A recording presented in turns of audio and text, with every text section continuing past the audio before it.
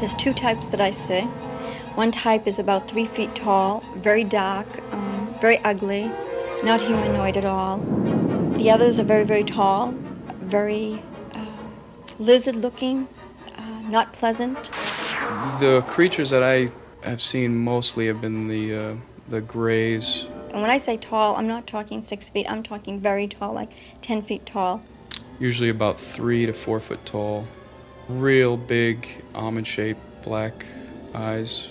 The face was oval. The being itself couldn't have been more than 3 feet tall. It was sitting cross-legged at the top left-hand corner of my bed. Crazy? Off the planet? Out of their tree? Well, probably. But you certainly wouldn't come here, to Harvard University, to look for support for those beliefs. In the great tradition of the great universities, Harvard is dedicated to the search for truth, the highest standards of intellectual inquiry. But now, the Harvard University Medical School is embracing little grey men. Little grey men from outer space who actually abduct humans. After I'd worked with 40 or 50 of these individuals, I discovered to my amazement that there simply was no psychiatric explanation of this, that something real had happened to them. Dr. John Mack is Professor of Psychiatry at the Harvard Medical School. Professor Mack has spent the last few years listening to some people with very strange stories. Are there common factors to these experiences?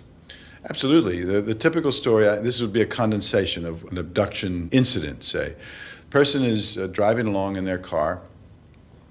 They may hear a strange humming. They may see a UFO up close, or they may just see the light, powerful light coming down over the car. They feel that the car is no longer in their control. And next thing they know, they're being taken by this light or by some energy. They may see 2, 3 more of these small beings. The most 80 to 90% of them are these little grays with these huge black eyes and rather pear-shaped heads and somewhat spindly bodies. And they are transported up on this energy to the UFO, sometimes through a smaller vehicle, and then that vehicle goes up into the larger mothership. Now this is so silly, it's funny. But you can't so simply dismiss a man of Professor Mack's standing. In the field of psychiatry, he's highly regarded. He won a Pulitzer Prize for his acclaimed biography of Lawrence of Arabia.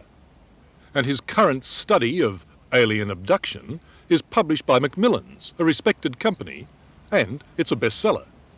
What has happened to these people is what they say has happened to them, even though I fully recognize that that's not possible in the worldview in which they and I were raised.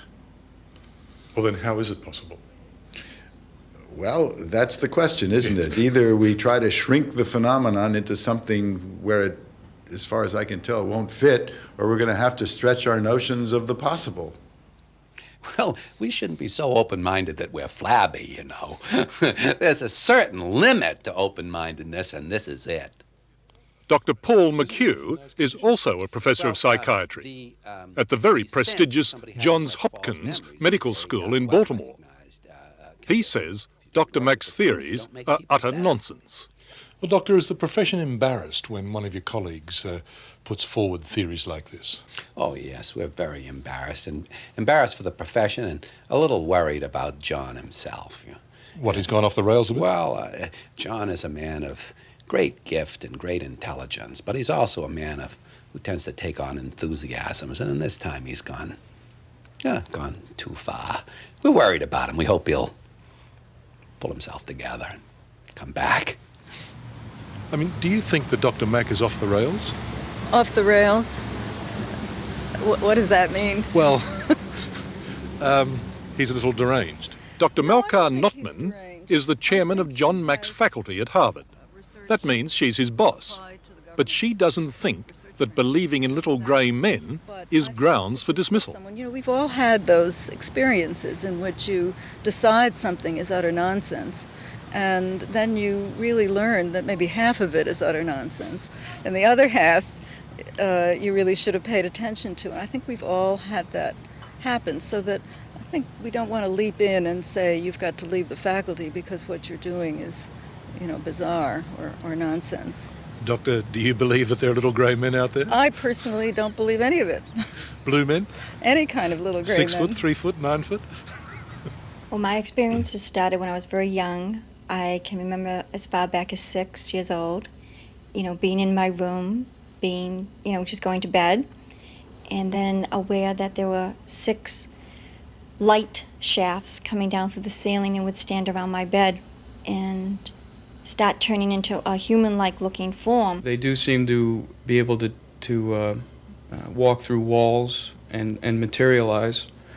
I thought for a while they were ghosts when I was younger, but these beings materialize into a physical form, so it's hard to say. They might be from another dimension, so to speak, or anything like that. This being rushed at me across the bed. She had a tool in her hand and she was performing some mysterious procedure on me. What did it involve? I wasn't allowed to lift my head, so all I could see was what I could see looking down across my face. And I saw the tool. I don't even want to know what she was doing. It was horrible. It was frightening, and it lasted a long time. Yeah, they aren't quote unquote. For those who have been abducted by aliens, there's a support group with its headquarters just 5 minutes from Harvard. Most of the abductees seem to live near Boston and are patients of Dr. Mack, which makes you wonder how the aliens choose their victims. I have no idea how the abductees are chosen. They seem to cut across every socioeconomic level. They seem to be, this is kind of paradoxical since everyone's always trying to blame this on psychopathology, they seem to be unusually mentally sound. In other words, they seem to pick people who are particularly strong, stable, open-minded. I'm not saying that these people who are making these claims are wild people in themselves. They have just developed a wild idea. And we have plenty of patients and plenty of people that have quite strange and false ideas about themselves. For example, feeling that they're a woman when they're a man, or feeling they're fat when they're as thin as a rake. We have all kinds of people like that, and we try to help them to see reality for what it is, not go along with their idea as though they were the judges of truth. There's a certain sensation that you feel when they are around. It's not something you go looking for. It's all of a sudden, it's a sensation within your cell structure, actually. Has Professor Mack been a helper? He's been a big help. The biggest thing he's done for me is because of who he is. I went to him because I really wanted him to tell me that, I was hallucinating, or there was something physiologically wrong with me, or maybe I was just plain crazy. And he didn't. And after listening to me, and he looked me right in the eye and said, you're not crazy. Is it possible that Dr. Mack has stumbled upon a whole new area of psychiatry?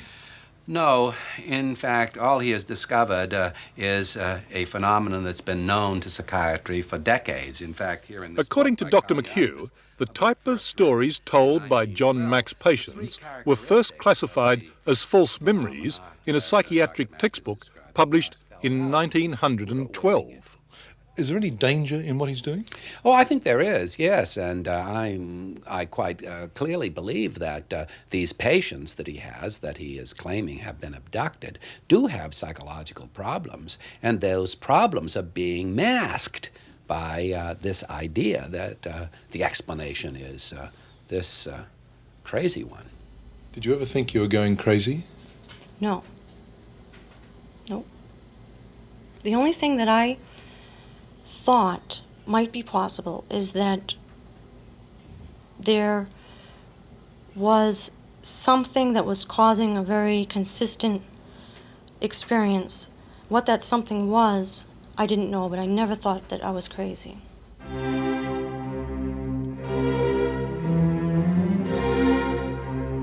In its long and distinguished history, Harvard University has given the world some notable discoveries. It's just hard to believe, though, that aliens from outer space is one of them. John Mack may be off with the pixies, or the aliens, but he still draws a healthy salary, and Harvard professors are never ever sacked. Well, sir, Harvard professor or not, anyone who believes what you do would believe anything.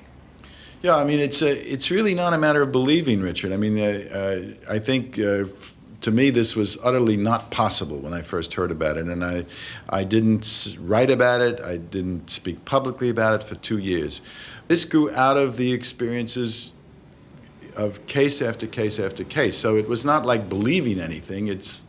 I came cautiously, reluctantly, gradually to take this as seriously as I did. He's taken up an idea that, well, it's at its root incoherent. It doesn't make any sense. And he has no evidence for it either. The two of those things combined makes you think that John has lost it this time. In the end, Professor McHugh says it's not a laughing matter. Psychiatrists have a duty of care for their patients. One can propose almost anything in relationship to reality, but eventually the time has come to prove it and not simply assert it. What the source of this is, who these beings are, where they come from, what creates this intelligence, I don't know. But there's something profoundly important going on here that is authentic and real. Hello, I'm Liz Hayes. Thanks for watching. To keep up with the latest from 60 Minutes Australia, make sure you subscribe to our channel. You can also download the 9 Now app for full episodes and other exclusive 60 Minutes content.